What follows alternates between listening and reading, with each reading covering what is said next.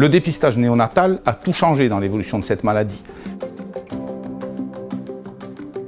Jusqu'à maintenant, les diagnostics qui étaient faits cliniquement sur des malaises souvent graves et avec des enfants malheureusement des fois qui décédaient ou qui avaient des séquelles neurologiques. Aujourd'hui, on sait qu'une fois diagnostiqués, une fois traités avec un traitement qui est très simple, les enfants vont bien et n'ont plus jamais de complications.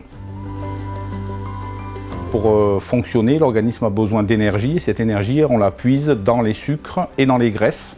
Quand on est à l'état nourri, ça vient de l'alimentation. Par contre, quand on est à jeun, quand l'enfant est à jeun, que ça fait longtemps qu'il n'a pas mangé, il va se mettre à utiliser les graisses stockées dans l'organisme. Et la particularité de cette maladie, c'est qu'on ne peut pas utiliser les graisses pour fabriquer de l'énergie.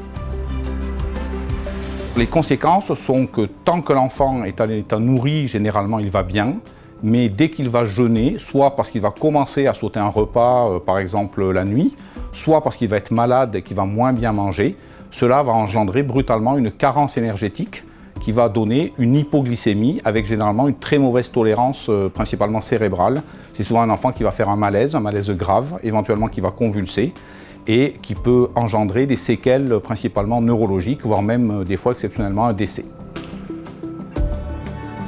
Le dépistage, il est très récent. Il a commencé en décembre 2020. On avait fait un premier point en France.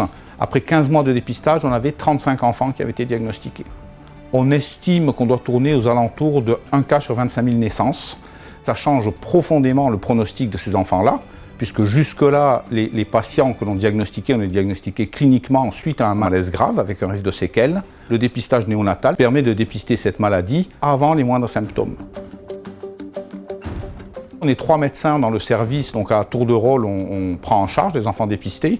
On essaye que ce soit toujours la même personne depuis le coup de téléphone jusqu'au premier entretien et ensuite pour faire le suivi. Donc on essaye que ce soit le même médecin parce que je pense que c'est important pour les parents d'avoir le même interlocuteur depuis le début. Le premier entretien, c'est l'entretien où on explique plus en détail la maladie aux parents en leur disant que pour l'instant il ne s'agit que d'une suspicion de maladie qu'il va falloir confirmer.